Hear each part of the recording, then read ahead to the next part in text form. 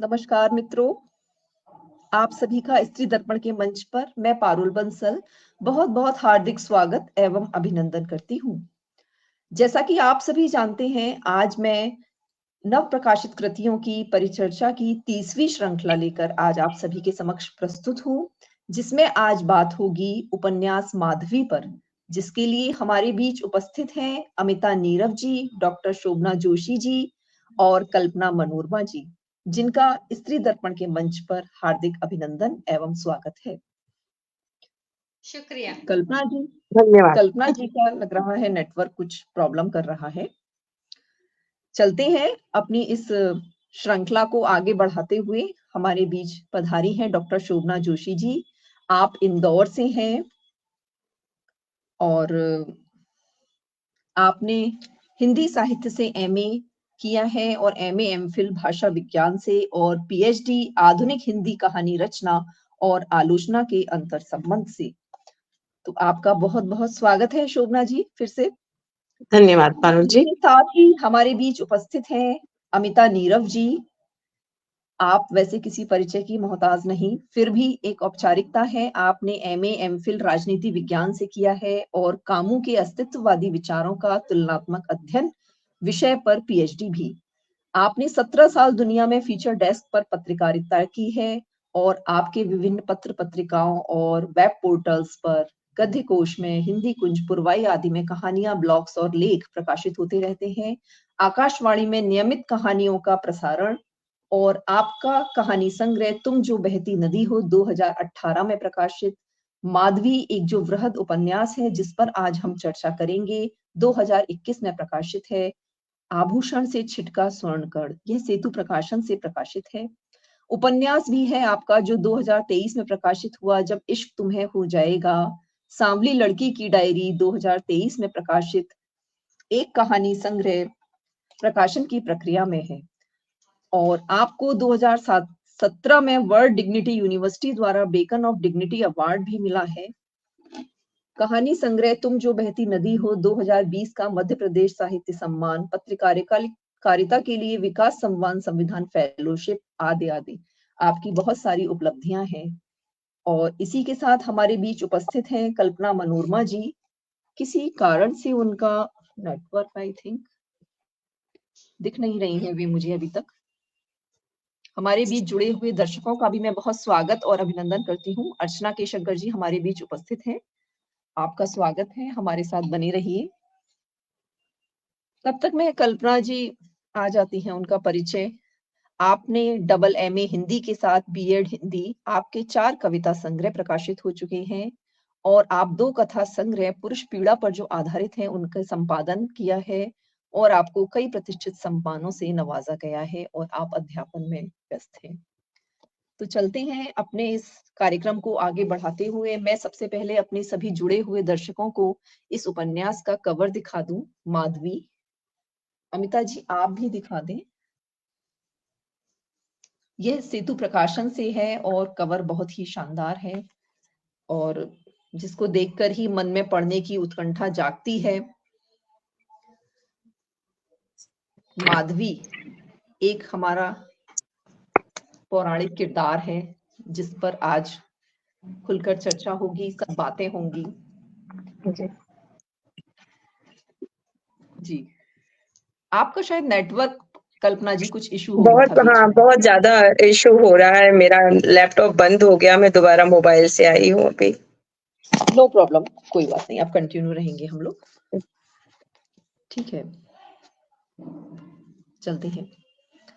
तो सबसे पहले अमिता जी, हम सभी ये जानना चाहेंगे कि ये जो वृहद उपन्यास है माधवी, इसके रचना कर्म पर आप थोड़ा सा प्रकाश डालें कि इसका कब आपके मन में विचार आया इस उपन्यास को लिखने का। उपन्यास लिखना तो 2015 से शुरू किया मैंने, लेकिन मुझे लगता है बीच शायद उसके भी 5 साल पहले डल गया था, क्योंकि मैं अखबार में काम करती थी नई दुनिया में और फीचर डेस्क पर काम करते हुए बहुत सारी अलग अलग चीजें पढ़ने को मिलती थी। तो उन्हीं दिनों ब्लॉगिंग का दौर था और कम्युनिटी ब्लॉग में एक लेख पढ़ा था मैंने रणेंद्र जी का, भारतीय पौराणिकता में पितृसत्ता, और उसमें बहुत सारे किरदार थे भारतीय पौराणिकता के, लेकिन जो एक किरदार था जिसको मैंने उससे पहले कभी जाना नहीं था, वो थी माधवी। तो जब मैंने उसको पढ़ा, फिर मुझे उस लेख में जो है उन्होंने तो सिर्फ नाम देकर छोड़ दिया था, लेकिन फिर मुझे क्यूरियोसिटी हुई, तो फिर मैंने उस किरदार को ढूंढना शुरू किया। धीरे धीरे उसकी कहानियां मिलने लगी मुझे, और सारी कहानियां लगभग एक जैसी थी, तो मुझे लगा कि ये बड़ी मार्मिक कहानी है, बहुत तकलीफदेह कहानी है। तो उस कहानी को या उस कथा को कभी किसी वक्त मैं बड़ी कहानी के रूप में लिखूंगी। उन दिनों मैंने कहानियां लिखना शुरू कर दिया था, तो मुझे लगा किसी बड़ी कहानी के रूप में लिखूंगी, लेकिन चल रहा था, वो कहानियां चल रही थी, क्योंकि व्यक्तिगत तौर पर मेरे अंदर बहुत अधैर्य है। मतलब मुझे तुरंत रिजल्ट चाहिए होता है। कविता कहानियों के साथ ये होता है कि आपने लिखी, भेजी, 2 महीने, 4 महीने, 6 महीने, 8 महीने में वो मतलब स्वीकृत हो जाती है और छप जाती है। उपन्यास का मसला ये है कि उपन्यास के लिए आपको लिखने में भी टाइम देना पड़ता है, उसके बाद उसके प्रकाशन होने में, और उसके बाद उस पर रिव्यू आने में या प्रतिक्रिया आने में आपको टाइम देना पड़ता है। तो मैंने कभी उपन्यास के बारे में नहीं सोचा था, क्योंकि मुझे लगा कि ये मेरे लिए बहुत मुश्किल है, क्योंकि मैं बहुत धैर्य नहीं है मेरे पास, मुझे चीजों के जवाब तुरंत तुरंत चाहिए होते। लेकिन फिर परिस्थितियां, कुछ आंतरिक बाहरी परिस्थितियां उस तरह से बनी कि मुझे लगा कि मुझे अपने आप को चुनौती देना चाहिए, मुझे वहां उस जगह ले जाना चाहिए जहां मैं अपने खुद के कंफर्ट जोन से बाहर निकलूं। विषय के बारे में सोचने लगी तो मुझे लगा क्यों नहीं किसी पौराणिक कथा पर लिखे और माधवी पर ही लिखे। तो फिर मैंने 2015 के आखिर में इसको, मतलब अगस्त में लगभग शुरू किया उसको, और 2018 तक मैं उसको लिखती रही, 3 साल। वो भी अगस्त में बिल्कुल उसी दिन मैंने उसको कंप्लीट किया जिस दिन मैंने शुरू किया था। उसके बाद 2 ड्राफ्टिंग ली मैंने उसकी, और 2 ड्राफ्टिंग वही साल भर लगा कम से कम मुझे, 2019 तक। फिर 19 के बाद मैंने उस किताब को पब्लिकेशन के लिए भेजना शुरू किया। तो करीब करीब 4 साल में मैंने इस उपन्यास को पूरा किया, और इस बीच में कहानियां लिखती रही थी। कहानियां भी मतलब बहुत छोटी कहानियां नहीं लिख पाई मैं, हमेशा बड़ी कहानी लिखी मैंने। और 2018 में मेरा कहानी संग्रह आ गया था, इन बिटवीन आया था। तो 2015 से लेकर 2019 के बीच 4 साल मैंने माधवी को दिए। बहुत लंबा टाइम होता है किसी भी उपन्यास के लंबा लिए। समय था। बिल्कुल, बहुत लंबा समय, और कोई भी अच्छी चीज हो वो समय मांगती है। उपन्यास में समय लगता है, लोग 7-7 8-8 साल तक लिखते रहते हैं। हाँ, ये बात सही है। बहुत मतलब उस हिसाब से मैंने बहुत जल्दी कर लिया। जी, क्योंकि विषय पे भी कुछ निर्भर करता है, बहुत सामयिक होता है तो जल्दी हो जाता है, और चूंकि पौराणिक था और उसकी चीजें आपको प्रामाणिकता के साथ खोजनी होती ना, इसलिए भी समय लगता है। क्योंकि कोई भी आपसे प्रश्न कर सकता है ना, इसलिए भी समय लगता है। बिल्कुल। जी, कल्पना जी, अब मैं चाहूंगी कि आप अपनी इससे संबंधित माधवी उपन्यास से संबंधित कोई जिज्ञासाएं हो तो आप सभी के समक्ष रखें। निश्चित तौर पर जिज्ञासाओं से भरा हुआ मेरा मन है, और बहुत-बहुत धन्यवाद पारुल जी। इस मंच पर विद्वान मंच है, सुंदर मंच है। मंच पर सभी लोगों को मेरा अभिवादन, सभी को स्नेह, और माधवी की रचयिता को ढेर सारी बधाई, शुभकामनाएं। इस किताब ने मेरा मन बहुत तरल किया है, बहुत तरल। और एक सवाल सबसे पहले जो उठता है, जैसा कि आपने कहा है कि इतना लंबा वक्त दिया है आपने किरदारों के चयन तो क्या, किरदार तो आपने पौराणिक ही उठाए हैं, पर भाषा जो आपने इसकी भाषा के बारे में कैसे प्लान किया कि मुझे यही लेनी है, और जो क्लिष्ट जो हमारी तत्समधर्मी भाषा है उसको थोड़ा सा आपने किनारा किया है उससे, तो ऐसे आपने कैसे सोचा कि इस भाषा को ज्यादा उपयोगिता कैसे लगी आपको कि उपन्यास के लिए सटीक रहेगी? एक चीज तो ये है कि क्योंकि मेरा बैकग्राउंड जो है वो लिटरेचर नहीं है। अच्छा।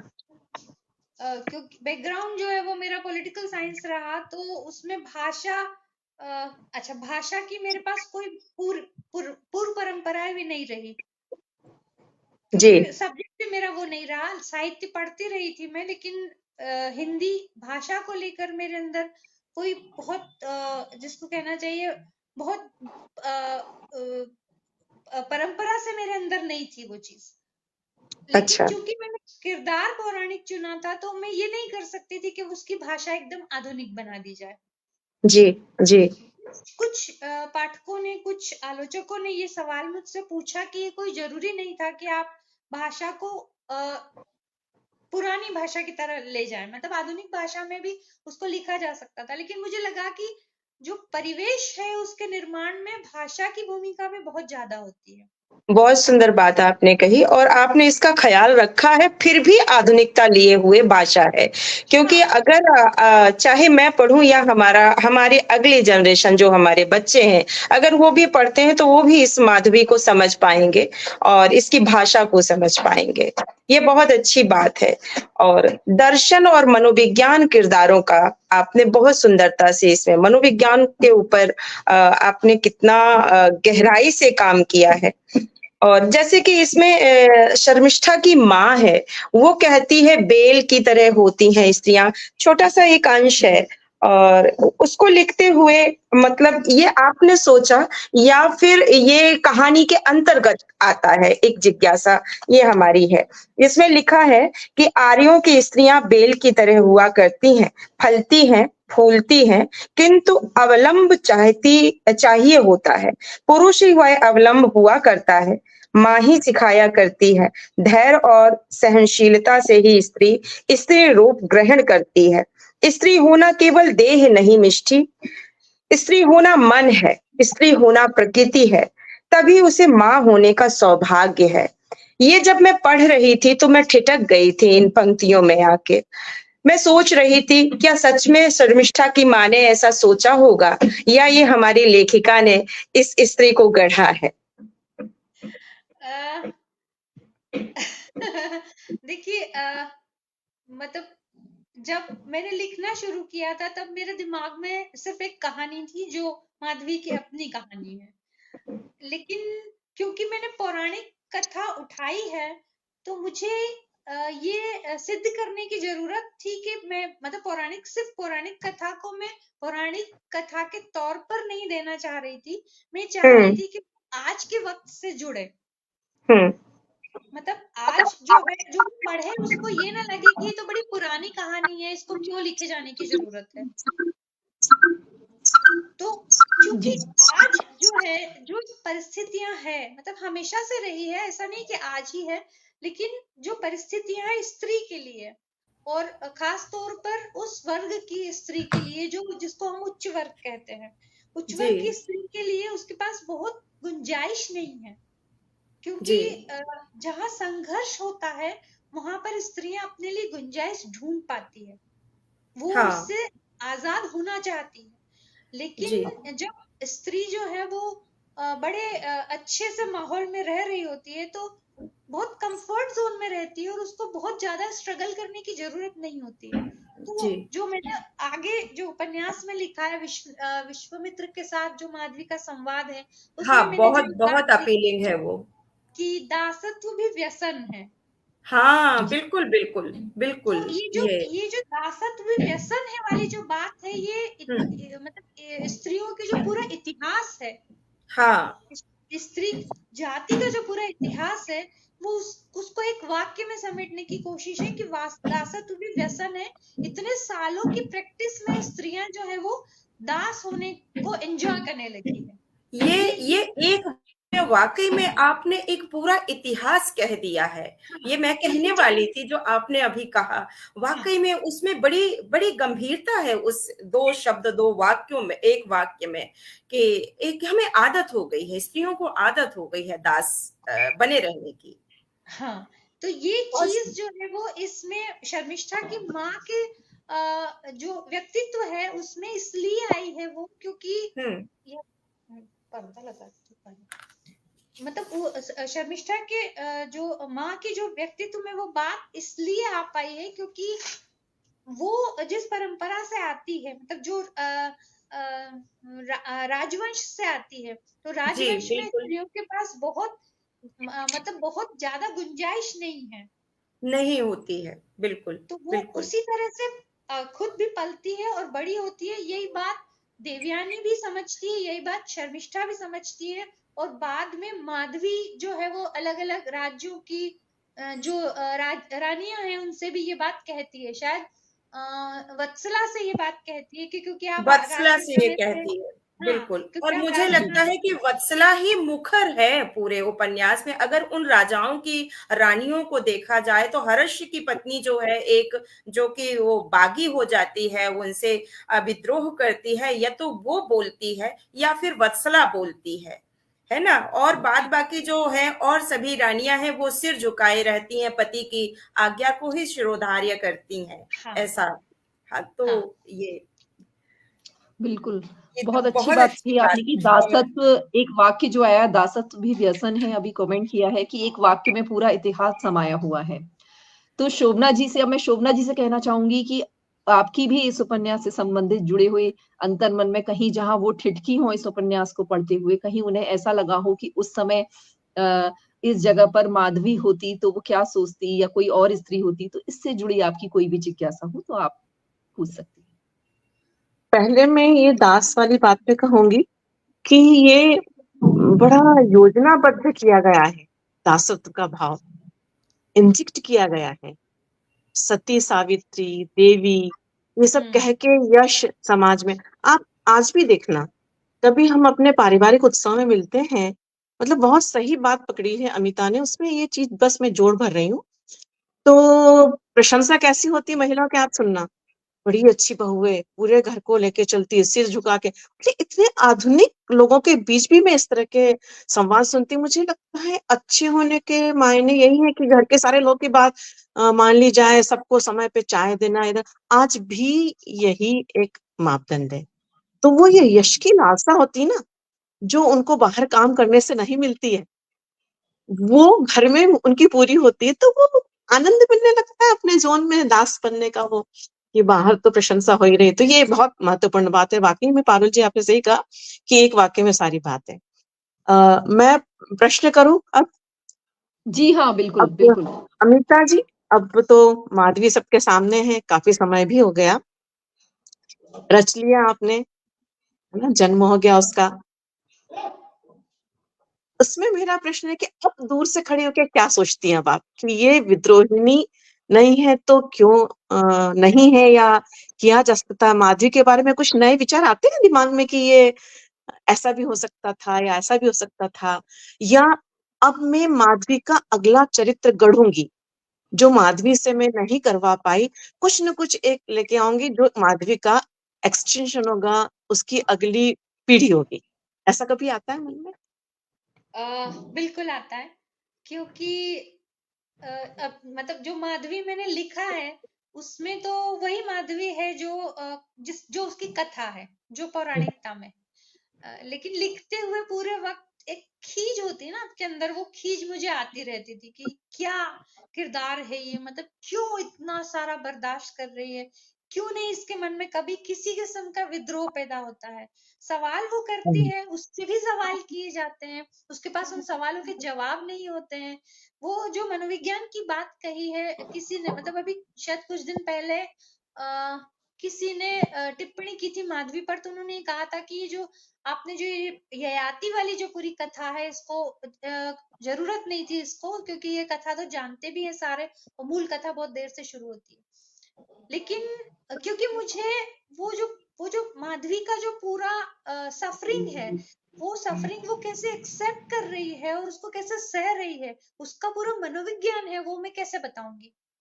मतलब मैं कैसे बता पाऊंगी कि यार एक स्त्री जो है वो 1 2 3 4 राजाओं के पास और ऋषि के पास भेजी जाती है, और सिवाय जिसको कहना चाहिए टूल है, वो सिर्फ एक बच्चे को जन्म देने का एक यंत्र है जन्म वो, देने का। और वो उसको सह रही है और वो विद्रोह नहीं कर रही है। तो उस सबके पीछे उसकी मनस्थिति क्या है, मतलब वो क्यों नहीं कर रही है विद्रोह, जबकि वो आई तो बड़े छोटे से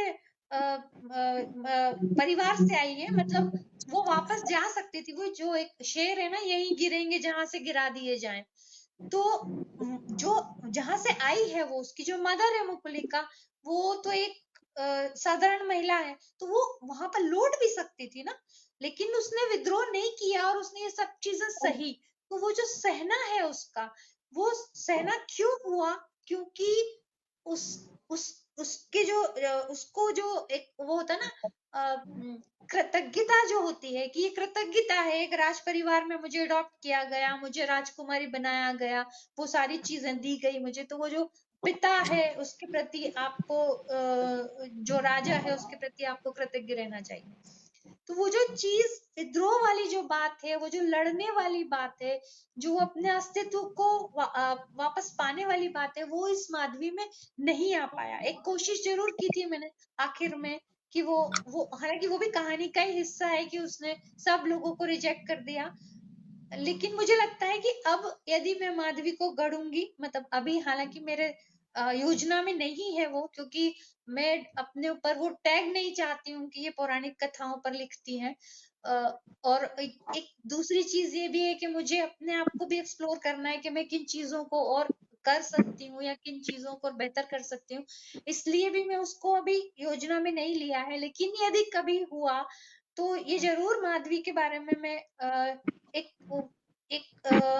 आधुनिक पर्सपेक्ट से माधवी को लिखना चाहूंगी, जिसमें वो माधवी होगी जो विद्रोह करने के बाद अपना रास्ता ढूंढती है, अपना संघर्ष करती है और अपने आप को फिर से खुद को पा लेती है। क्योंकि दुनिया को तो जो देना था उसने वो दे चुकी, जबकि उस दुनिया को देने के चक्कर में उसने अपने आप को भी खो दिया था।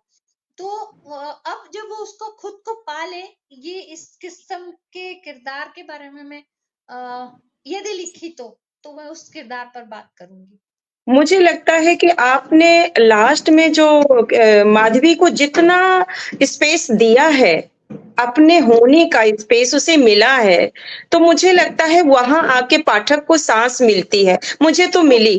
जैसे मैं जब पढ़ते आ रही थी तो बार बार मुझे ये गुस्सा आ रही थी कि ये स्त्री है किस चीज की बनी हुई, क्यों ये बोलती नहीं है। और अंत में मन कर रहा था, हमने पलट के नहीं देखा कि क्या हो रहा है, मन ये हो रहा था कि अब ये शादी ना करे, ऐसे अंदर से ये घुटन हो रही थी। अब इसे पिता को मना करना चाहिए, ये मेरा अपना अंदर का मौन संवाद चलता जा रहा। तो जब हमने ये पाया कि अरे माधवी तो सच में ना कर रही है, तो बड़ा सुकून मिला था मुझे। तो आपने स्पेस क्रिएट किया है माधवी के लिए, वो कि जहां पर वो खड़ी हुई है और जहां उसने, हाँ जी मैम आप कहें प्लीज। हाँ, नहीं आपकी बात पूरी हो गई। जी जी जी कहें आप। माधवी का वो इन्होंने जो कहा कि कृतज्ञता का भाव है, वह तो एक अलग ही है। मुझे लगता है अमिता जी की इतनी बड़ी सत्ता और उससे उस वक्त जूझती वो, उसको तो नेस्तनाबूद कर देते वो नहीं जूझ सकती थी। आज आप देखो अमिता जी कि बड़े बड़े सत्ता से लड़ने वाले जिनके पास तमाम संसाधन हैं, वो नहीं बोल पा रहे हैं। तो एक स्त्री उस समय में उसने अपने को विकसित दूसरे ढंग से किया। देखिए सीता भी धरती में समा गई, लौट के नहीं राम के पास। विद्रोह का एक तरीका भी होता है, जब आप जैसे गांधी ने कहा नहीं मार सकते मर जाओ। अंग्रेज ये मुझे लगता है बहुत शक्तिशाली थे अंग्रेज। उनसे अगर उस समय के इतने दुर्बल किसान, इतने निर्धन थे, पैसा नहीं, शक्ति नहीं, आत्मसम्मान नहीं, अगर हथियार लेके खड़ा कर देते तो भारत की अधिसंख्य जनता को तो वो उड़ा देती अंग्रेज सत्ता। तो वो जो है ना कि मर के भी डराया जा सकता है। माधवी के चरित्र में मुझे कहीं वो लगता है कि मैं तुमको बताऊंगी कि मेरे न होने पर या मेरे इनकार से भी तुमको दर्द दे दूंगी, चल पड़ूंगी तो क्या होगा। वो बहुत अच्छा उसका विकास लगा मुझे उस समय के हिसाब से, बहुत जरूरी। हाँ वातानुकूलित है, वो वातावरण जैसा रहा होगा वैसा ही है, समयानुकूलित है। बहुत अच्छा है वो। बिल्कुल। लेकिन शर्मिष्ठा के बारे में मैं सोचती हूँ कि जब मुकुलिका से वो बच्चा पैदा होता है और मुकुलिका के पास चले जाते हैं याति, तो शर्मिष्ठा उसको भी सहन कर लेती है। क्या स्त्रियों का था ये चक्कर, क्या था उस समय? देवयानी जानती है तो वो नहीं बोलती है, शर्मिष्ठा जान रही है वो भी नहीं बोल रही है, मुकुलिका के बाद भी ययाति कहीं और भी जाते हैं तब भी वो भी नहीं बोल रही है। तो ये स्त्रियों का क्या कैसा एक पूरी पीढ़ी थी, एक पूरी परंपरा थी, जो आपने कहा कि दासत्व ग्रहण करके और रहने की, तो ये क्या था वहां पर? क्या सच में कथा ऐसी ही थी कि कुछ नहीं सब में हाँ है? देखिए कल्पना जी ययाति आज का भी है ये तो।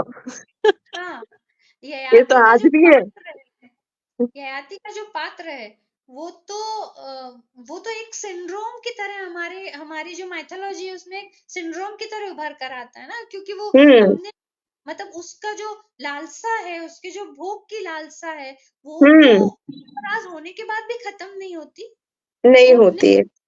उम्र मांग लेता है तो बेटे का वय वय ले लेता है अपनी बेटी की। हाँ वो अपने बच्चे से भी वो वय ले लेता है। तो मतलब ययाति के बारे में अच्छा एक चीज तो ययाति का सिंड्रोम है, मतलब ययाति खुद है जो किरदार है वो। और दूसरी बात ये है कि उस वक्त में या अभी भी है लेकिन उस वक्त में बहुत ज्यादा था, उस वक्त में स्त्रियां उस चीज के लिए तैयार की जाती थी। मतलब की जाती थी। जो अपने घरों में देखती है ना भाई, अपने पिता की भी वो रानियां देखती हैं, एक नहीं 4-6 रानियां देखती है। मतलब ठीक है ये बहुत ये जो एक थोड़ा सा पॉलिटिकल स्टेटमेंट है ये कि ये कहा जाता है कि अरे अकबर के पास हरम था, है ना, लेकिन किसके पास हरम नहीं था।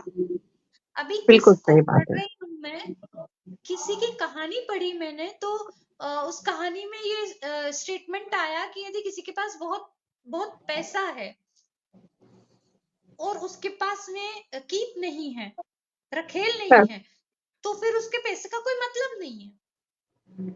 और वो जो जो कहानी मैंने पढ़ी वो तो आधुनिक कहानी है।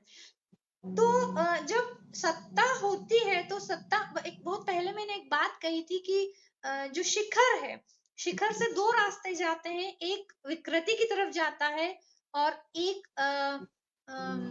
प्रकृति की ओर। नहीं प्रकृति नहीं विकृति की तरफ जाता है और दूसरा संतत्व की तरफ जाता है। संतत, हाँ। हाँ तो ऊर्ध्व वो जाता है ना वो, सही है। शिखर से भी ऊपर। हाँ करेक्ट हाँ करेक्ट। लेकिन मूल मूल चीज जो है वो ये है कि हम संतत्व की तरफ तो बहुत कम लोग जाते हैं, विकृति हम्म की तरफ ज्यादा जाते हैं। जी। तो उस वक्त में जो राजा रहे हैं या जो भी सत्तावान पुरुष रहे, सिर्फ राजा की बात नहीं है, जो भी सत्ता में लोग रहे हैं उन सब हम्म के मतलब बहुपत्नी तो राम के समय तक बहुपत्नी रही है और उसके बाद होने। भी बहुपत्नी तो रही, आज तक बहुपत्नी रही है। मतलब हम ठीक है हमारे कानून ने ये कह दिया कि नहीं हिंदू विवाह में तो एक पत्नी होगी, लेकिन हकीकत में ऐसा नहीं है। तो बिल्कुल नहीं स्त्रियां है। जो है मतलब शर्मिष्ठा जो है वो देवयानी जो है, लेकिन देखिए एक चीज और है देवयानी के किरदार में जो मैंने ययाति के बारे में पढ़ा उसमें भी, और मैंने मेरी जो देवयानी डेवलप होती है उसमें भी ये है कि देवयानी में उस किस्म का विद्रोह है कि यदि आप राजा हैं या पति हैं हाँ, आप देवयानी में थोड़ा आगे चल के दिखा है, जब वो माधवी को भेज देता है गालव के साथ में, वहां से उसको थोड़ा सा कष्ट होना शुरू हो जाता है अलग प्रकार से। हाँ वो हम्म जो सखी महल है वो देवयानी उस तक के लिए तैयार रहती है, हाँ लेकिन हाँ, शर्मिष्ठा के बारे में उसकी तैयारी नहीं रहती है। मतलब वो नहीं पहली रहती। ठेस उसको शर्मिष्ठा की वजह से लगती है। और शर्मिष्ठा का किरदार जहां तक है तो वो एक गलती कर चुकी होती है और वो गलती के बाद जो उसके भीतर जो आत्मविश्वास की कमी आती है, जो जो दयनीयता आती है, वो दयनीयता उसको मुकुलिका और बाकी सखी महल के लिए अपने आप तैयार करती है, क्योंकि वो तो ययाति को ग्रहण कैसे करती है, ययाति को हम्म ग्रहण जो दान की तरह करती है ना, उसको लगता है कि हम्म, ये दान मिला है मुझे। वो बिल्कुल प्रेम मतलब वो प्रेम समझती है कि ये प्रेम नहीं है, वो खुद भी नहीं। समझती है कि नहीं है, हाँ। लेकिन हम्म उसकी जो जरूरत है प्रेम की या दैहिक जरूरत है उसके लिए वो सारे तमाम किस्म के समझौते करती है, क्योंकि उसके सामने कोई विकल्प नहीं होता है। हम्म। ये शर्मिष्ठा की मजबूरी है। मजबूरी है, बिल्कुल। बिल्कुल बिल्कुल। कई अमिता जी बार जैसे कि ये पहले बड़े लोग पहले बड़े लोग कहते थे कि तुमको हमारी उम्र लग जाए, कहते थे, और इस उपन्यास में बिल्कुल उलट ही हमें देखने को मिला कि वो खुद ही अपने बच्चे से उसका वयकुंभ मांग रहे हैं। और ये चीज एक तरीके से बहुत ज्यादा मतलब आश्चर्यचकित करने वाली थी कि ऐसा भी कभी हो सकता है क्या? मतलब ये चीज उस उपन्यास के थ्रू मैंने पहली बार जानी कि ऐसा भी हुआ होगा उस समय पर, पौराणिक समय में। देखिए, पौराणिकता की एक बात है कि अ, अ, आप देखिए, सिर्फ हमारी भारतीय पौराणिकता की बात नहीं है, दुनिया भर में जितने भी मिथकीय किरदार हैं या मिथकीय कहानियां हैं, ठीक है, ये हम अभी जो लोग हम कोशिश करते हैं उसको कि नहीं वो सही सही है, और आज जो दिखाई देता है वो उस वक्त की कल्पना का जो रिफ्लेक्शन है वो है, लेकिन आप उस व्यक्ति की कल्पना के साथ अन्याय करते हैं जिसने वो कहानियां रची है।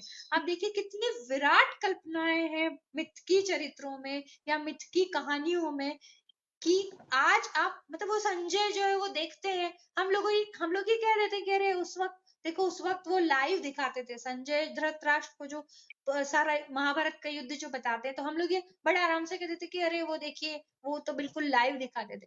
आज हम लाइव जानते हैं, उस वक्त वो लाइव नहीं जानते थे, लेकिन वो उस लेखक की कल्पना है जिसने ये बताया कि ऐसा भी हो सकता है। मतलब महाभारत के लिए कहा जाता है ना कि जो महाभारत में है वो सब दुनिया में है, और जो महाभारत में नहीं है वो कहीं नहीं है।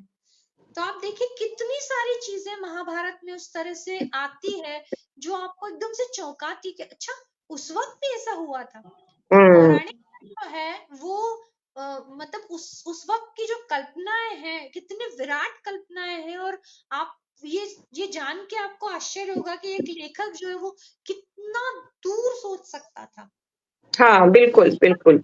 आप विज्ञान की तरह मत लीजिए, ये जो वैकुंठ वाली बात है कि उसने उम्र ले ली, अपने बेटे की हाँ, उम्र ले, तो आप देखिए कि हो सकता है भविष्य में कभी ये हो कि आप हो किसी की उम्र ले सकते हैं, लेकिन उस वक्त जबकि कोई विज्ञान उस तरह से डेवलप नहीं था, उसने वो ये कल्पना की कि हाँ ये भी हो सकता है। हो सकता है। ये कल्पना असल में मनुष्य की जो मूल आदिम वृत्तियां होती है ना, खासकर पुरुष की, उस पे आधारित है।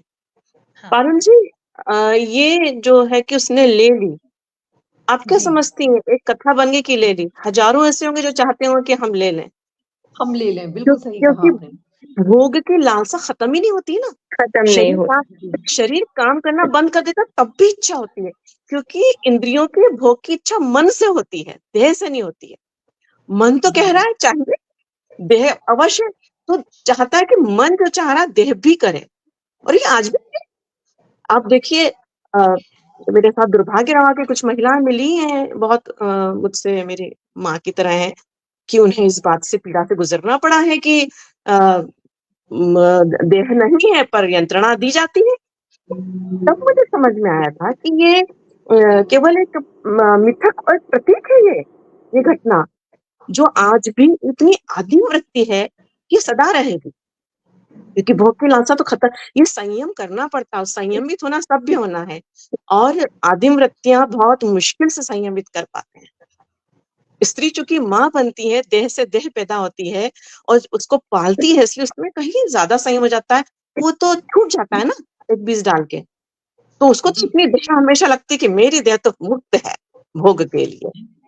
भोग के ये लिए। उसके अंदर एक अर्थ निहित, मुझे ऐसा लगता है कि ये अर्थ निहित है। बिल्कुल। एक किरदार और है अमिता जी इसमें, शरणागत, मुकुलका का पति है ना, जी, वो बहुत देर तक समझ में नहीं आता, ऐसे लगता ध्वनित होता है पढ़ते हुए कि माधवी के साथ गलत काम उसका ही किया हुआ है, बट खुल के कहीं पता नहीं चलता है। फिर भी लास्ट में यही मान, जब वो खत्म कर देती है, मार देती है, तब जाके लगता है कि नहीं नहीं, मुझे लगता है इसी ने ही कुछ गड़बड़ किया होता है। तो ऐसा हाइडिंग था ही, या फिर रखा ही गया है आपकी ओर से उस किरदार को, कि कथा में देखिए, ऐसा था? नहीं वही मैं बता रही हूँ कि माधवी के बारे में जितना कुछ मैं जुटा पाई हूँ, उसमें जी, कहीं भी माधवी की माँ का कोई उल्लेख नहीं है, ओके, अच्छा, उसके पिता का कोई उल्लेख नहीं है। अच्छा, मतलब जो भी मैंने पढ़ा है तो ये है कि शर्मिष्ठा के 3 बेटे हैं और देवयानी के 2 बेटे हैं, ययाति के 5 पुत्र हैं, बस। इसके अलावा ययाति की पुत्री भी है, ये मैंने कहीं नहीं पढ़ा। तो ये अच्छा। जो मतलब मुझे माधवी की माँ को भी खड़ा करना पड़ा, उस पिता को भी खड़ा करना पड़ा। तो शरणागत, मुकुलिका, ये सब किरदार जो है वो मेरे अपने किरदार हैं, ये माधवी की कथा के किरदार नहीं है। बहुत ब्यूटीफुली आपने, बहुत सुंदरता से आपने उनको रोपा है किरदारों को, और शरणागत को खत्म कर देती है। इसकी मंशा क्या है? मतलब मुकुलिका क्यों मार देती है? ये क्लियर मुझे नहीं समझ में आया। ये कि मतलब माधवी जान ना पाए कि ये पिता है उसका, या पिता ने ही किया था उसके साथ कुछ गलत कार्य, ऐसे इसलिए? वो तो आपको क्लियर नहीं हुआ, लेकिन बहुत सारे लोग ये कह रहे हैं कि आप उसको सब जान जाते हैं, लेकिन आप उसको आखिर तक ये बताती हैं कि वो जान नहीं पाए लोगों को। लेकिन वो जान पाती है मुकुलिका की शरणागत ने ही माधवी के साथ दुराचार किया है। हाँ हाँ, क्लियर नहीं हुआ है शब्दों के द्वारा, नहीं, ये ध्वनित वो होता एक रहता है बराबर। नहीं, वो जी एक उनकी पेंटिंग देखती है जिस पर पीछे का नग्न चित्र है और एक तिल है, वही, उससे वो हाँ फाइंड आउट करती है कि ये माधवी हाँ की माधवी, पीठ का चित्र है। वही। हाँ तो उससे बिल्कुल, वो ये फाइंड आउट आता है करती है। क्लियर। हाँ, ये क्लियर होता है बिल्कुल। वो संकेत शायद की उसमें खास खूबसूरती संकेत की उसमें। शोभना बिल्कुल मैम से उससे एक प्रश्न शोभना जी मैम से, ये प्रश्न क्या, जस्ट एक जिज्ञासा है बिल्कुल कि आप जब पढ़ रही थी और वहां पहुंची, जब घोड़े बह जाते हैं, जी हाँ। है ना, गालव लेके पहुंचता है और 200 घोड़ की कमती रह जाती है और घोड़े बह जाते जितने हैं होते पानी हैं में। ना वो भी बह जाते हैं। ऐसे एज ए पाठक लगा कि हाथ से हमारी कुछ चीजें चली गई, क्योंकि माधवी का त्याग उसमें बहुत था, उसमें बिल्कुल वो घुल चुकी थी। तो लगा कि अरे ये तो बेकार हो गया, उसने इतना सारा अपना मतलब जीवन दे दिया, और नहीं देखिए, बच्चा पैदा। हाँ, हाँ, उस समय आपको कैसा महसूस हुआ? आपको ये नहीं लगा कि जो घोड़े बह गए उसके बदले में माधवी बहुत है, विश्वामित्र ने कहा? हाँ, फिर ये से कहें? सेंटेंस है ना? बिल्कुल विश्वामित्र गालव से कहता है ना कि कोई बात नहीं, मैं वो घोड़े क्षमा करता हूँ क्योंकि तुमने मुझे माधवी दे दी। माधवी हाँ, दे वो तो तो पढ़ा ना वही आप तो। हाँ, तो आप घोड़ों के बराबर माधवी को माना जा रहा है। घोड़ों की हाँ, कीमत में घोड़े चले गए। देखिए, 2 चीजें उसमें हैं। एक तो उस एक स्त्री का उस पे सारा जीवन चला गया, वो बह गए। तो जब हम बहुत अतिशय भावुकता में सोचे तो तकलीफ होगी। पर हम्म, एक मर्म ये है कि आपने इतने लोगों से लिया और कुछ प्राणी भी बह गए। उसके बाद में भी माधवी को उन्होंने जो कहा वो बहुत गंभीर और बहुत दुखदाई लगता है कि बहुत कोई बात दुखदाई, नहीं, मैं तुम्हें बहुत माफ ज्यादा करता हूँ, दुखदाई। घोड़े माफ करता हूँ। तो इसका मतलब ये है कि अगर माधवी पहले, वो कहते भी तुम मुझे पहले बता देते तो मैं तुम्हें घोड़े माफ कर देता, कहते हैं ना उसमें वो बिल्कुल विश्वामित्र। आया कहते है, हैं, ये बिल्कुल वाक्य आया है। बिल्कुल आया वहां है। पर वहां ये मैसेज आता है अंत तक कि वो एक मैटर बन गई, पदार्थ की तरह है वो। जो घोड़े हैं वही माधवी है। घोड़े नहीं हाँ, मिले, माधवी मिल गए। एक अच्छा घोड़ा होता है तो जैसे योद्धा जीत नहीं जाता है, तो विश्वामित्र को तो माधवी मिल गई, जीत लिया उन्होंने माधवी को। अब घोड़े से उनको क्या लेना देना, है ना? और विश्वामित्र, बिल्कुल। देखिए आप आज भी ये वृत्ति है, और पहले भी थी। मैं अलग से थोड़ी अलहदा बात कहने जा रही हूँ कि सारे रिश्ते जो हैं ये मनुष्य ने बनाए हैं। नहीं तो क्या विश्वामित्र इतना ज्ञानी था? जो मैं एक चीज करना चाहती हूँ, बताना चाहती हूँ यहाँ पे, बहुत ही मुझे महत्वपूर्ण लगती है, जो कि विश्वामित्र को ले जब वो कहता है कि मुझे, उसको लगता है कि अब मेरी मुक्ति हो जाएगी यहाँ पर, है ना? कुछ गालब देर को के लिए लगता है माधवी को कि ये बहुत अच्छा सज्जन मिला है मुझे, भाई साधु आदमी है, अब तो क्या है, मेरी मुक्ति हो जाएगी। पर साधु आदमी होता नहीं है, वो बस अवसर देख के उसके सारे कपड़े उतर जाते हैं। तो अ, विश्वामित्र ना उसको न तो वात्सल्य भाव से ग्रहण करता है, वह छोटी थी बहुत, है ना? न उसको मित्रवत ग्रहण करता है, न बड़े भाई की तरह ग्रहण करता है ना? जब वो तो एक वाक सन्यासी, देखिए विश्वामित्र सन्यासी है ही नहीं, मूलतः सन्यास भाव होता है, उसके चरित्र में सन्यास नहीं है, क्योंकि भाव ही विश्वामित्र के भीतर नहीं है वो चीज, नहीं तो वो घोड़े भी क्यों मांगता, है ना। तो ये एक असलियत है, जिसको ऋषि मान के पूजा जा रहा है वो कितना साधारण आदमी है, आप उसको इतना बड़ा ऋषि कह रहे हैं, बड़ा साधारण है, उससे बेहतर तो हमारे भीतर होते हैं, हमारे साथ होते हैं लोग। तो माधवी एकदम चौंक जाती है, माधवी कहती है कि ये इसका एक कथन है, आप कोई बोलिए फिर बताती हूँ, बीच में रुक जाएंगे तो। जी जैसे कि अमिता जी, इसमें एक जगह बात आई है, ऋषि विश्वामित्र माधवी को परजीवी की संज्ञा देते हैं। ये पंक्ति आई है कि वो माधवी को परजीवी की संज्ञा क्यों देते हैं? परजीवी की संज्ञा असल में वही विश्वामित्र ये उससे कहना चाहते हैं, उसमें कहीं लिखा भी है मैंने कि लड़ाई जो है वो आपको अपने लिए खुद लड़नी पड़ेगी, मेरे जैसे लोग आपकी मदद कर सकते हैं। तो परजीवी मतलब माधवी ने इतनी सारी सफरिंग जो है वो बिना प्रतिरोध के कर ली। क्या माधवी ये उम्मीद कर रही थी कि उसके बिहाफ पर कोई उसकी सफरिंग दूर करेगा? क्या उसके बिहाफ पर कोई लड़ेगा? तो यदि वो ये सब कुछ सह रही है तो इसका मतलब ये है कि वो किसी की उम्मीद कर रही है कि उसकी लड़ाई कोई और लड़े। इस लिहाज से विश्वामित्र कहते हैं कि तुम मतलब परजीवी हो क्योंकि तुम अपनी लड़ाई खुद नहीं लड़ना चाहती हो, बिल्कुल दूसरों पर आश्रित हो। खुद नहीं लड़ना वो चाहती वहां हो। पर जो वो जनतांत्रिक एक वो जो ग्रुप है, समूह बनाया है तुमने जो सारा इन लोगों का, शुभा शिशिर का, वहां वो चाहती, कोशिश करती तो विद्रोह कर सकती थी, पर चूंकि क्या होता है वो क्या होता है कि इंसान का मनोविज्ञान बन जाता है ना भयभीत होने का। हाँ। वह भी कह रहा हूँ सब फिर ढूंढ लेंगे मुझे तो वही गति होगी मेरी, तो इतने बड़े बड़े राजा हैं, मैं क्या कर लूंगी। वो मैं ही बता रही थी। हाँ बोलिए। माधवी जो है वो आत्महत्या करने भी जाती है, उसका अपने तरह से ये जो विद्रोह है ये होता है, लेकिन फिर उसको खुद को समझ आता है कि नहीं, ये नियति उसकी उसी तरफ की है जो जहां ले जा रही है, क्योंकि वो बच जाती है उसमें भी।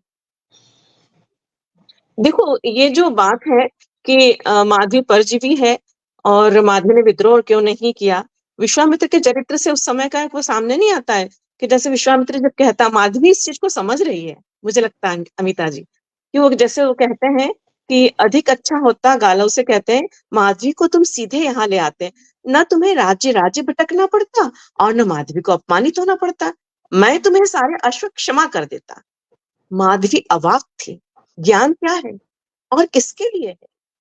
माधवी जैसे अचेत होते होते बची हो। ज्ञान और अज्ञान में अधिक अंतर नहीं होता है। वास्तव में ज्ञान किसे कहते हैं? शोध, चिंतन, अध्ययन, मनन, क्या बस यही ज्ञान है? व्यवहार किस श्रेणी में रखा जाएगा? किंतु माधवी जानती है कि उसके प्रश्नों का कोई अर्थ नहीं है। एक तो अनुबंध में हस्तांतरित की गई वस्तु, उस पर भी केवल स्त्री। तो ये माधवी जान रही है कि मैं आत्महत्या कर सकती हूँ, या तो आत्महत्या से बच गई तो यही एक रास्ता है, क्योंकि जहां जाऊंगी होना यही है। वो उसका विकास तो उस समय के हिसाब से मुझे बहुत बढ़िया लगा, मतलब मैं उससे संतुष्ट हूँ। जी जी कल्पना जी, आप कुछ कह रही थी। हाँ, एक अंश है इसमें, जब वो विश्वामित्र और माधवी संवाद करते हैं तो इसमें ये आता है विश्वामित्र की तरफ से कि स्त्री को अपनी गरिमा की रक्षा स्वयं ही करनी होगी, पुरुष उसकी गरिमा की रक्षा नहीं कर पाएगा, वो केवल अपनी प्रतिष्ठा की रक्षा करेगा। इस भेद को समझो। ययाति की प्रतिष्ठा इसमें थी कि उनके द्वार पर आए किसी मानव को निराश न होना पड़े। इतने महान राज्य का राजा दान देने में कृपण, यह ययाति की प्रतिष्ठा के विरुद्ध था और इसलिए अपनी प्रतिष्ठा के लिए उन्होंने अपनी पुत्री ही दान कर दी। कितना यहाँ दारुण दुख है। एक स्त्री सुनेगी भी तो वो क्या करेगी? अगर माधवी ने सुना भी होगा तो वो कर क्या सकती है? ऐसे लगता है कि जैसे, हाँ जी कहें शोभना जी। कल्पना जी, कन्यादान तो आज भी हो रहा है ना? हो रहा है हो रहा है। और उस कन्यादान के पहले अगर उसकी यौन शुचिता खत्म हो जाए किसी भूलवश, उत्सुकतावश, तो बड़ी प्रतिष्ठा पे आँच आती है। सारी प्रतिष्ठा तो समाज ने वहीं घुसा रखी है, उससे बाहर है कहाँ? यही तो दिक्कत है। और वही प्रतिष्ठा की वहां के वही वहां के उसी से सब होता है। मैं थोड़ा सा विषय बदलूं तो आप लोग को आपत्ति तो नहीं होगी? इसी बिल्कुल पर आप बात होगी। जी कहिए, आप कहिए। इसमें अमिता देवासुर संग्राम के तहत आपने लिखा है कि जिसके पास छल और बल दोनों है वे ही इतिहास का निर्माण करेंगे, है ना? इतिहास विजेताओं का दास है। अब ये तो चीज खत्म हो गई इतिहास की। यही एक सीमांत आता है कि फिर पराजितों का और नागरिक का इतिहास कौन लिखेगा? तो दिमाग में आता है हम जैसे थोड़े बहुत पढ़े लिखे लोग कि फिर बचता है क्या? साहित्य और जो आप कर चुकी पत्रकारिता। तो आपको लगता है कहीं कि आजादी के बाद के 75 वर्षों में कहीं ये जिम्मेदारी इतिहास की पत्रकारिता और साहित्य ने निर्वाह की है क्या? मैम साहित्य तो एक सीमा तक कर रहा है। मतलब आप देखिए कि व्यंग के तौर पर ही राग दरबारी लिखा गया या मेला आंचल लिखा गया या गोदान लिखा गया, या बंगाल में जो लिखे जाते थे उपन्यास जमींदारों के खिलाफ, ताराशंकर बंदोपाध्याय, इस तरह के लोगों ने लिखा। तो अभी अभी पढ़ रही हूँ मैं शिवमूर्ति जी को, अगम बहे शिवमूर्ति ने दरिया। लिखा है। हाँ, तो उन्होंने लिखा है, उनकी कहानियां भी है उस तरह की। तो लिखा जा रहा है, साहित्य में लिखा जा रहा है। पत्रकारिता, मुझे लगता है कि 80 से पहले या 85 से पहले पत्रकारिता ने भी इस दिशा में काम किया है, बहुत नहीं लेकिन काम किया। लेकिन 90 के बाद जैसे ग्लोबलाइजेशन की शुरुआत होती है, जब हम अखबार में गए थे तो एक पहली बार मैंने एक फ्रेज सुना था, वो भी हमारे जो नए संपादक आए थे उन्होंने कहा था कि पेपर इज अ प्रोडक्ट। तो ये पहली बार ये सुना तो मुझे लगा अरे प्रोडक्ट का मतलब क्या है? तो जब पेपर इज प्रोडक्ट हो गया है तो उसके बाद फिर वो जो जो आम जन का इतिहास लिखने वाली जो बात है वो पत्रकारिता से तो चली गई। पत्रकारिता ने अपनी जिम्मेदारी वहां छोड़ दी। ठीक है, हम आज जिस पत्रकारिता को देख रहे हैं दरअसल उसको पत्रकारिता कहा नहीं जा सकता। लेकिन ऐसा नहीं है कि 2014 से पहले पत्रकारिता उस तरह की पत्रकारिता थी। कुछ लोग आज भी कर रहे हैं, कुछ लोग उस वक्त भी कर रहे थे, लेकिन जो एक इंस्टीट्यूशन के तौर पर पत्रकारिता को होना चाहिए था वो उस वक्त भी नहीं रही। और अब तो खैर पत्रकारिता का इंस्टीट्यूशन ही खत्म कर दिया गया है, तरह से खत्म कर दिया गया है। तो साहित्यकार ने एक सीमा तक ये जिम्मेदारी निभाई है, अभी भी कुछ लोग उस जिम्मेदारी को निभा रहे हैं, मगर बहुत बहुत काम होना चाहिए था, उतना नहीं हो पा रहा। क्या आपका कुछ प्लान है? मैं अपनी तरह से सोशल मीडिया पर कर रही हूँ, मैं अपनी तरह से कहानियों में कर रही हूँ, मैं अपनी तरह से कोशिश कर रही हूँ, जो जिस विषय पर मैं काम कर रही हूँ उस विषय पर मैं कोशिश कर रही हूँ। और मैंने जो अपने जो माधवी की जो समर्पण है उसमें जो चीज लिखी है वो यही है कि जो उपन्यास है ये व्यक्ति के हर तरह से, मतलब धर्म, राज्य, परिवार, संस्था, इन सब के जो वस्तु बनाने का जो पूरी प्रक्रिया है उसके खिलाफ विद्रोह है। तो मेरी अपनी कोशिश एक पूर्व पीठिका में आपने लिखा है ना, पूर्व पीठिका में ये पूरी तरीके से ध्वनित होता रहता है बराबर उसको पढ़ते हुए। बिल्कुल आप सही कह रही हैं। तो मैं अपनी तरह से माधवी में भी मैंने अपनी तरह से ये कोशिश की है कि उन लोगों की बात कही जाए जो हट है। ये मेरा भी एक प्रश्न है कि विष्णु सखाराम खांडेकर के ययाति और ये गिरीश कर्नाड के ययाति और भीष्म साहिनी की माधवी, इन किरदारों के मतलब इन लोगों के जो इन्होंने जो किरदार लिखे, क्या आपके इस उपन्यास में ये किरदार कुछ अलग हैं, कुछ हटकर हैं? क्या आपने इनको पढ़ा था अपने लिखने से पहले? नहीं। मैंने अपने लिखने से पहले ययाति खैर मैं बहुत साल पहले पढ़ चुकी थी। फिर जब अच्छा। मैंने माध्यमिक प्लान किया तो फिर मैंने पढ़ा, मतलब मैं लगभग 3 बार ययाति पढ़ चुकी हूँ। और ओके। भीष्म सानी वाला माधवी भी मैंने पढ़ा उन दिनों। गिरीश कर्नाड वाला ययाति मुझसे छूट गया। वो लेकिन नाटक है असल में, माधवी भी नाटक है और भीष्म साहिनी का और कर्नाड जी का भी नाटक है, हाँ, ययाति वो नाटक है। तो जब मैंने ययाति को पढ़ा उस वक्त तो मुझे लगा कि ठीक है ये पौराणिक कथा है और जो देवयानी उसमें आती है ययाति में, तो हम्म। देखिए ये जो रचना प्रक्रिया है, मैंने जैसे बारुल जी से कहा था कि बीच में ये बातें आती चली जाएंगी। रचना प्रक्रिया की जब मैं बात कर रही हूँ तो जब मैंने लिखना शुरू किया, मैं हर बार ये बात डिस्क्लोज करती हूँ कि मैंने सबसे पहले आखिरी चैप्टर लिखा। अच्छा, माधवी का जो क्लाइमेक्स है वो मैंने सबसे पहले लिखा, ये क्योंकि सच में ये लगा। क्योंकि ये मुझे लगता रहा है कि मैं अपनी कहानियों में जो सोचती हूँ वैसा एंड नहीं कर पाती हूँ। तो मैंने अब जिस टेक्निक से शुरू किया अपने को कि सबसे पहले एंड करके रखते हैं, फिर उसके बाद जैसे जैसे कहानी डेवलप होती जाएगी और एट द एंड फिर उसको, हालांकि पूरा बदलना पड़ा मुझे, वो वैसा नहीं रह पाया क्योंकि देवयानी मेरी पूरी बदल गई। अच्छा।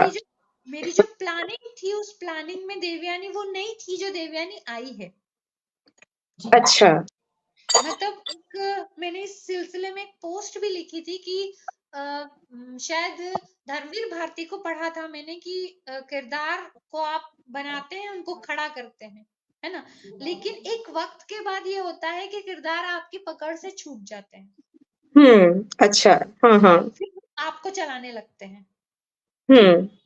तो देवयानी वाले मसले में ये हुआ कि मेरे दिमाग में ययाति जो खांडेकर की ययाति थी, उसकी जो देवयानी थी मेरे दिमाग में वही थी। अच्छा, और मैंने ओके। देवयानी को वैसे ही लिखना शुरू किया था, लेकिन एक वक्त के बाद जैसे होता है ना, किरदार आपसे झगड़ा करते हैं, किरदार आपसे विद्रोह करते हैं, तो वैसे ही देवयानी ने मुझसे विद्रोह किया कि भाई सारे लोग एक ही तरह से देवयानी को बता रहे, लेकिन मैं वैसी नहीं हूँ। ओके। मैं वैसी नहीं हूँ। तो जब जहां तक शर्मिष्ठा जो है, जब तक ययाति से शादी नहीं होती है तब तक देवयानी वही देवयानी है जो मिथक में मिलती है, मतलब जो कथा में मिलती है। लेकिन उसके बाद की देवयानी जो है वो मेरे हाथ से छूट गई और उसने अपना व्यक्तित्व खुद बनाया। तो ये एक तो ययाति जो खांडेकर की ययाति है या जो पौराणिक कथाओं में देवयानी मिलती है, वो देवयानी और मेरी देवयानी यहाँ अलग हो जाती है। तो फिर माधवी भी बदल गई होगी, भीष्म साहिनी की माधवी से फिर आपकी माधवी भी अलग होगी। एक्चुअली भीष्म साहनी की जो माधवी मैंने पढ़ी तो मुझे लगा कि वो जो छोटी सी नाटक है उसका, उस नाटक में माधवी की जो पूरी पीड़ा है, मतलब उसकी जो सफरिंग है वो उस तरह से नहीं आ पाई है जो आनी चाहिए। जी जी मतलब जी जी। नाटक की भी हालांकि अपनी सीमा होती है सीमा और होती है। वो है भी बहुत छोटा सा नाटक, छोटा बहुत है। छोटा पतला सा नाटक है वो। तो उसमें माधवी का जो दर्द है वो मुझे लगा कि वो उसने मुझे द्रवित नहीं किया, मैंने पढ़ा तब। अच्छा। लिखने से मैंने भी पहले पढ़ा और मेरा भी यही स्टेटमेंट है कि मुझे भी द्रवित नहीं हो पाई थी, इस माधवी ने ज्यादा बांधा। जी यही मैं कह रही हूँ, जैसे कि अभी अमिता जी बोल रही हैं कि उस देवयानी से आपकी देवयानी फर्क थी, तो शायद इसीलिए जब वो 20 सालों बाद जो देवयानी है, जब शर्मिष्ठा से मिलने आम्र वाटिका जाती है, तो इसीलिए उसने उसके महाराज ययाति की ओर जैसे वो सम्मोहित होती है शर्मिष्ठा, तो इसीलिए उसने उससे संबंधित कोई प्रश्न उनसे पूछा ही नहीं। तो लग रहा है आपकी देवयानी शायद तब तक बदल चुकी थी, और कोई देवयानी होती तो शायद वो झगड़ती उससे कि तुमने महाराज को क्यों अपनी ओर इस तरीके से किया, आकर्षित किया, और ये तो ऐसा ही लग रहा है कि शायद इसीलिए उसने उनसे झगड़ा नहीं किया होगा शर्मिष्ठा से, कोई प्रश्न यहाँ पर नहीं उठाया होगा। बहनापा दिखता है, यहाँ पर कुछ स्त्री का जो एक कोमल मन जो होता है स्त्री के प्रति, ये यहाँ पर थोड़ा महसूस हुआ मुझे। जी शोभना जी कुछ कह रही है। हाँ हाँ। असल में अमिता के सारे ही जो पात्र हैं, स्त्री पात्र, वो मुझे तो भिन्न ही लगते हैं। और वो इस उपन्यास की बहुत बड़ी उपलब्धि भी है अमिता के लिए कि वो सारी जो ये स्त्रियां हैं इसकी जितनी है उसकी माधवी की, वो एक दूसरे के दुख सुख अपमान को समझने लगती है, धीरे धीरे करके वो एक जगह इकट्ठा हो गई, आप देखिएगा। बिल्कुल। तो इसमें एक बहुत गहरा मुझे लगा, अ, मतलब सोच समझ कर, या वैसे मुझे नहीं पता कि रचनाकार ने क्या किया, मेरा अपना लगता है कि ये इसमें एक बहुत सकारात्मक संदेश है आज के समय में के लिए भी, कि हम सारी स्त्रियां, मतलब दुनिया की सारी स्त्रियां एक तरह की पीड़ा से गुजर रही हैं। पीड़ा के कारण हम खुद भी होती हैं आपस में, ठीक है, माधवी में भी है, पर पीड़ा की चूंकि जमीन एक जैसी है, तो जो इतने ताकतवर समाज से हम लड़ रहे हैं, आज भी देखिए जो स्त्री विमर्श है ना, ये बहुत अभी चिकनी परत है, अभी बहुत अंदर तक मथा नहीं गया है। अभी तो सिर्फ मक्खन को सहला रहे हैं लोग, मक्खन मक्खन दिखा रहे हैं उठा उठा के, ये मक्खन का सेवन हो रहा है, स्त्री विमर्श जो है वो पूरा मथा नहीं गया है। तो इस सारे समाज में स्वतः पूर्ण होने की स्थिति तभी आएगी जब ये इन स्त्रियों की तरह हम सब एक जमीन पे इकट्ठे हो जाएंगे। देवयानी, शर्मिष्ठा, माधवी, ये सब धीरे धीरे करके जो मिलती जाती हैं, और अलग अलग अलग अध्याय में भी जो बाद में एक दूसरे को समझती हैं, वो सामूहिक समझ जो उनकी आपस में बनती है, वो बहुत ही मतलब वो मुझे इतनी अच्छी लगी कि बहुत जरूरी है कि हम हमेशा लड़ते हुए दिखाते हैं, औरत औरत के दुश्मन है, ईर्ष्या है, द्वेष है, ऐसा नहीं होता है भाई।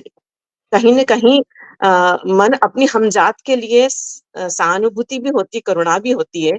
हमें स्त्री, वो भी मनुष्य है, उसको हमेशा ही प्रतिस्पर्धा ही थोड़ी होती है अगली स्त्री से।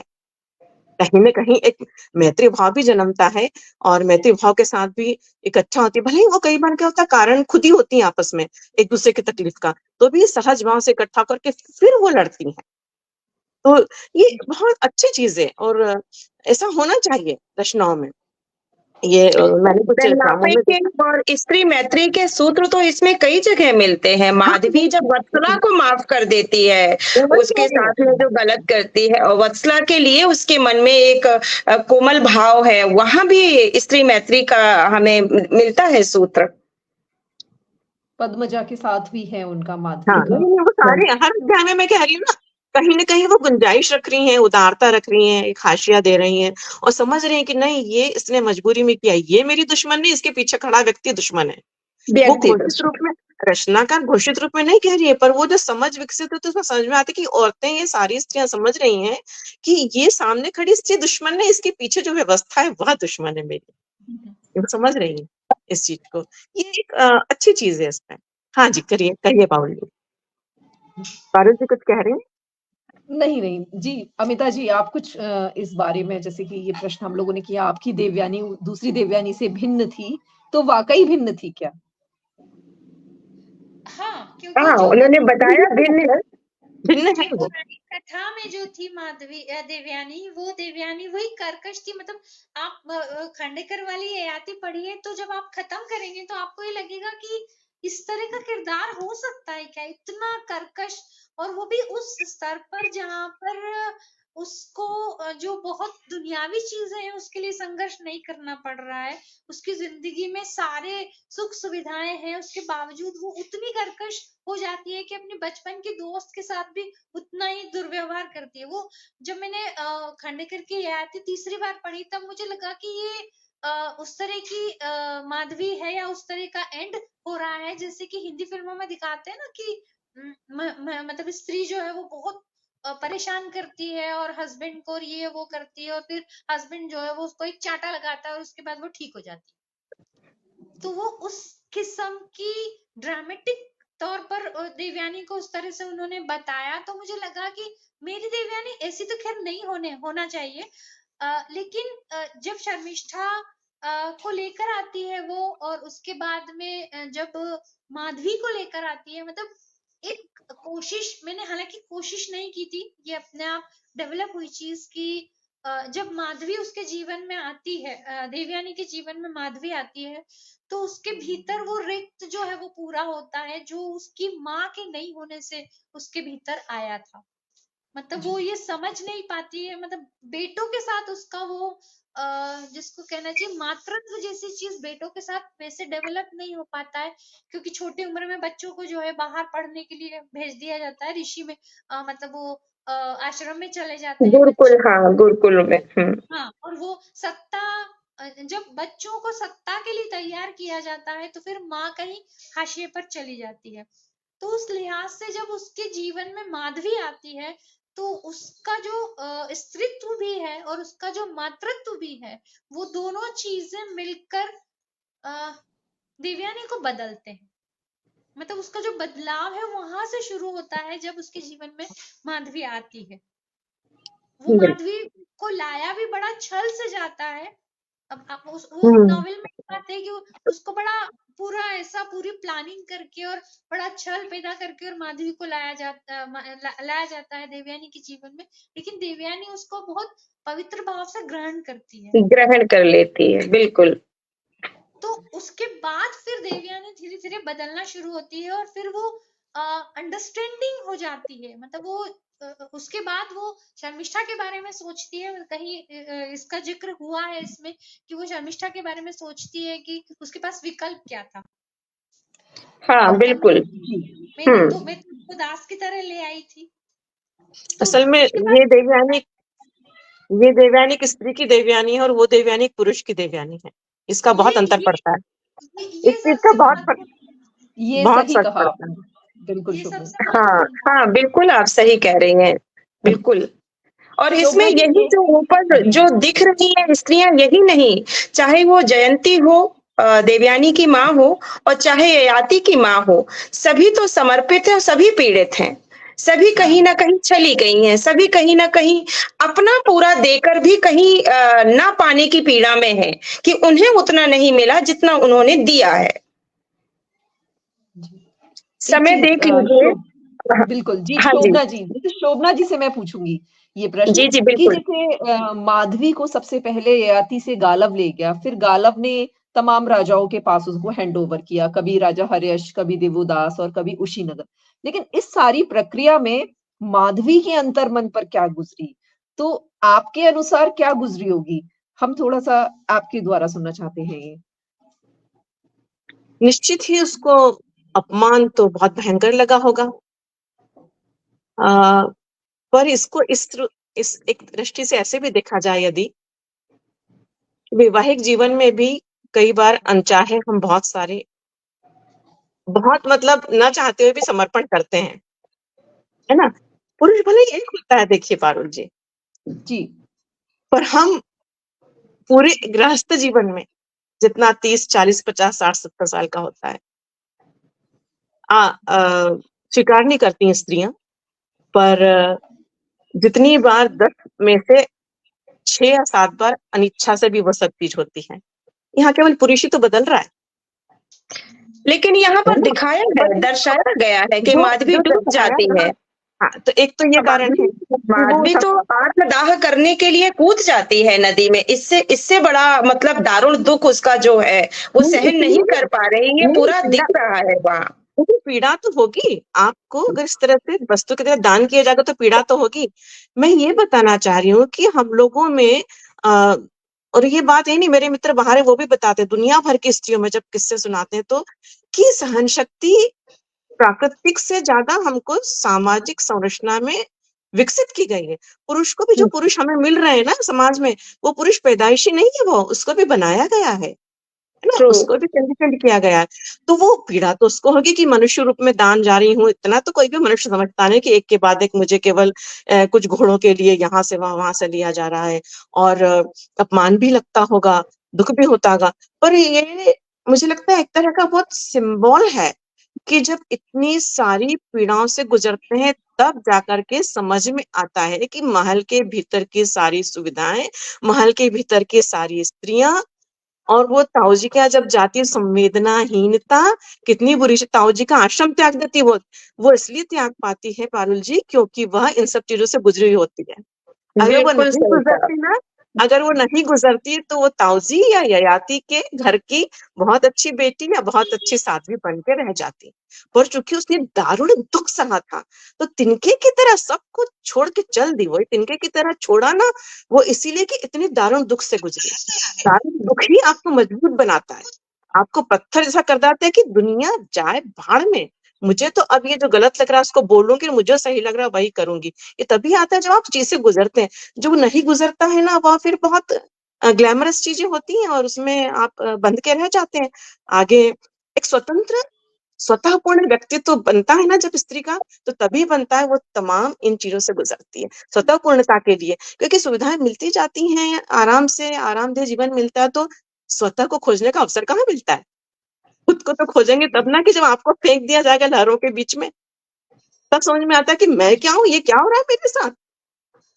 ये उसके साथ दारुण पीड़ा का अंत होता है ताऊ जी का त्याग के चले जाना कि इस संवेदना, वो बोलती ना संवेदनाहीन जगह में मुझे नहीं रहना, उसमें आखिरी में है ना अमिता जी कि मुझे यहाँ जहाँ संवेदना ही नहीं है, ऐसा कैसा संन्यास।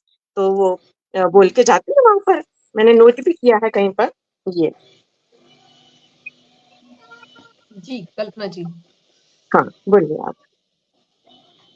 ये बिल्कुल सही कहा शोभना जी ने, और उसमें माधवी ने दिखाया भी है अपना, और 2 बार प्रतिरोध दिखाया है, उसने दर्ज कराया है। एक बार तो वो छलांग लगा देती है नदी में, फिर वो बचा ली जाती है क्योंकि उसका बाकी रहता है कर्म बाकी था, बच जाती है, और अंत में वो निर्णय ले लेती है कि मुझे नहीं रहना है महल में, नहीं करनी है शादी। और जबकि प्रेम को भी ठुकराती है। आता भी है कोई राजा एक जो लास्ट में उसे प्रेम होता है और सच्चा प्रेम होता है उससे, लेकिन वो उस प्रेम को भी स्वीकार ना, दिव्यदास फिर उस प्रेम को नहीं स्वीकारती। तो मुझे लगता है यहाँ स्त्री की अपनी आत्मा की जीत है, स्वाभिमान की जीत है। जी देखिए वो कहती है, जो आपने पूछा था ना फारून जी, वो कहती है कि उसका ताऊ जी और उनके आश्रम से मोह भंग हो चला था, निर्णय ले लिया कि वह ऐसे किसी स्थान पर नहीं रहेगी जहां सहज मानवीय संवेदना ना हो। यह जो उसके भीतर एक स्फुरण हुआ है और मजबूती से आया है, वो इसीलिए आया जहां ज्ञान के नाम पर कोरा दर्शन हो, जैसे आत्मा के बिना देह निर्जीव मृत, तो वह निर्जीव मृत देह वहां समर्पित करके आती है, इसलिए यहाँ की निर्जीवता को समझ पाती है, क्योंकि उसकी देह निर्जीव होती है जब वहां जाती है शयन कक्ष में, तो वहां जीव नहीं, उसके अंदर की आत्मा, उसका मन नहीं जाता है, तो वो कहती वहां नहीं रहना, वो सबको त्याग के चली आई, तो वो इस निर्जीव जगह को भी त्याग देती है, इसीलिए त्याग पाती है। ये उसका विकास है, उसकी तार्किक परिणति है ये उसकी। बहुत अच्छा, और हमारे साथ दर्शक हमारे बराबर जुड़े हुए और अपनी बहुत अच्छी महती प्रतिक्रियाओं से हमें अवगत करा रहे हैं। एक दर्शक गण कह रहे हैं कि प्रतिरोध केवल माधवी अंत में दर्शाती है, नदी में विवशता में कूदती है जब वो ये सब सहन नहीं कर पाती है। खास तौर से जब गालव भी उसके साथ दुष्कर्म करता है तब नदी में कूदती है, वहां प्रतिरोध नहीं था, विवशता थी। उनका कहने का मतलब है कि वहां विवशता थी, प्रतिरोध तो सिर्फ वह अंत में ही दायर कर पाती है अपना, जब वह किसी के भी प्रणय निवेदन को स्वीकार नहीं करती है।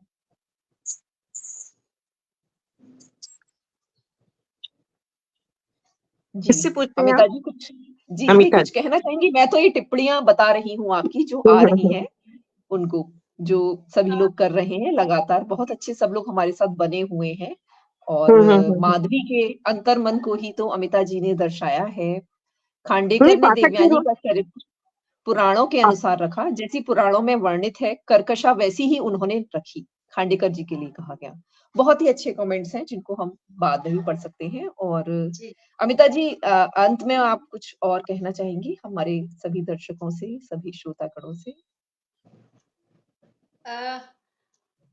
माधवी के लिए ही कहूंगी मैं कि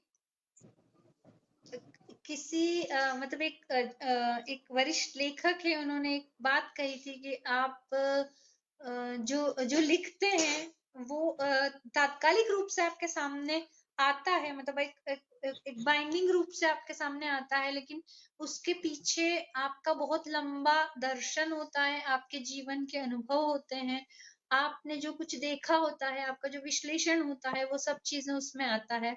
तो ठीक है, उसके बाद 2 किताबें लिखी, 2 नॉवेल लिखे मैंने, और उसके बाद और भी लिख रही हूँ मैं, लेकिन माधवी जो है वो मेरा अपना सिग्नेचर है। जो कल्पना जी ने ये बात कही कि उसमें मनोविज्ञान आता है, उसमें दर्शन आता है, उसमें राजनीति भी आती है, मतलब राजनीति भी आती है, बिल्कुल आती है। बिल्कुल आप बहुत गौर से पढ़ेंगे उसमें तो वो बहुत सारी जगह राजनीति जो है वो आपको उस तरह से दिखाई देगी। मतलब राजनीति का मतलब सिर्फ सत्ता के इर्द गिर्द, मतलब जो पॉलिटिकल पावर है उसके इर्द गिर्द ही राजनीति नहीं है। वो राजनीति जो पितृसत्ता है उसके इर्द गिर्द की कमजोर और हाँ सबल और कमजोर के प्रति जो होती है। हाँ, बिल्कुल और स्त्रियों के साथ जिस किस्म की राजनीति होती है, खास तौर पर सत्ता प्रतिष्ठानों में होती है, वो सारी चीजें जो है वो उसमें उस तरह से आती है। पद्मजा जिस तरह से विद्रोह करती है, या वो हर्यशी की जो दूसरी पत्नी होती है, जो महारानी होती है, जो बीमार रहती है, वो बीमार जिस रहती है। हाँ, वो उनका जिस तरह से इसमें माधवी में जो जिस तरह से वो आती हैं, या वत्सला की बात है, वत्सला का जो असुरक्षा है वो भी उसी राजनीति का हिस्सा है जिस राजनीति में स्त्रियां सांस लेती है। तो वत्सला का विद्रोह जो है वो भी, उसकी जो असुरक्षा है वो भी अपनी जगह है। सरणी जिस तरह से समर्पण करती है, क्योंकि स्त्री जो है, मतलब ये एकाधिकार की भावना जो वो प्रेम में होती है। तो सरणी जिस तरह से समर्पण करती है, उसके पीछे भी वो राजनीति है जिसमें उसको बेटा नहीं दे पाती है। वो उसको जो पुत्र है वो जो आखिरकार वापस से राजा बनेगा, तो वो पुत्र नहीं दे पाती है, तो उस राजनीति का शिकार होती है। तो वो इस तरह से इसमें राजनीति भी डिकोड होती है। अपने वक्त का समाज जो है वो उस तरह से आता है कि किस तरह से जो बिल्कुल शुरू में आती है वो बात कि किस तरह से पत्थर लाकर और आप उनको बेचेंगे, पत्थर लाकर उनको भगवान की तरह या शिवलिंग की तरह बेचेंगे तो आपके राजकोष में जो है वो पैसा जमा होगा। ये भी एक जगह आता है उसमें। आता है बिल्कुल। और जो ये नहुष जो है, नहुष की जो पूरा प्रकरण आता है, नहुष के प्रकरण में ये बात आती है कि आपको आपकी सत्ता तब अक्षुण होती है जब जिस पर आप शासन करते हैं वो आपको स्वीकार करें। ये एक चीज उसमें आती है, नहुष वाले प्रकरण में भी आती है।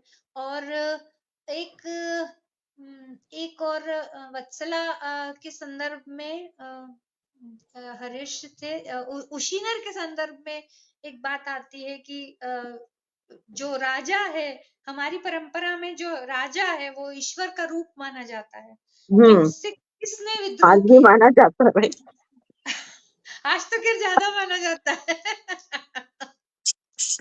तो वो उशीनर पूछते हैं, सौम्यशील से पूछते हैं उशीनर की राजा जो है वो ईश्वर का रूप माना जाता है, तो हमारे इतिहास में कोई उदाहरण ये बताइए कि राजा से किसी ने विद्रोह किया है क्या।